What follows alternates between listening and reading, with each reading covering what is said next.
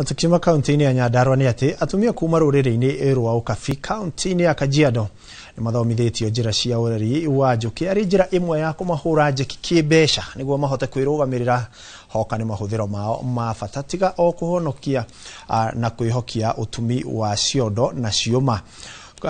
Kuma miaka ya tene ruriri rwa Ukabi ruikaine na ureithia wa mahiu na riria kwagia ng'aragu mahiu mao maumanagia na gukua na gutiga aingi mari ahoi kuona mehokaga mwihoko wa wothe kuri mahiu no riu tiga urimi wa irio cia migunda ruriri ruru no rurathie na mbere ruhimbiirie urimi wa indo ingi ta njuki.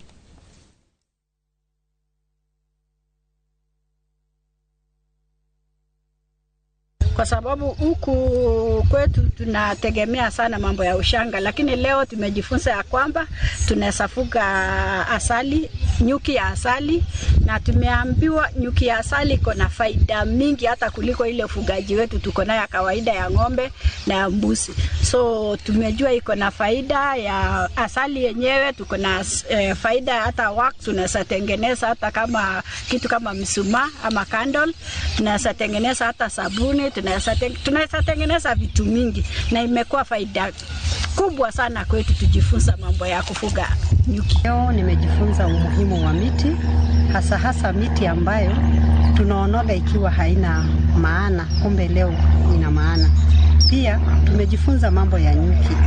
Nyuki kama sisi wamama wa Kimasai hatukuwahi kujua kwamba inaweza kutusaidia, lakini kumbe nyuki tukifuga pamoja na ile kazi zetu za kawaida tunafanya inaweza kutuletea manufaa mengi sana. Na pia nikaja kugundua pia wale wanyama asali ambao si tunaonaga kama adui ya wanadamu, tulija kugundua ya kwamba asali inaweza kuwa na manufaa kwetu kama sisi wamama.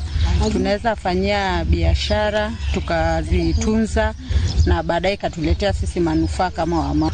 Kwa wakulima wengi hawajui chakula cha kufaa kwa nyuki, lakini leo tumejifundisha na tunataka kuanza miradi mengine mengi ambayo yatasaidia wamama kuweza kupanda miti na kuvuna. Gavashia mwenye mwiroreri thiete na mbere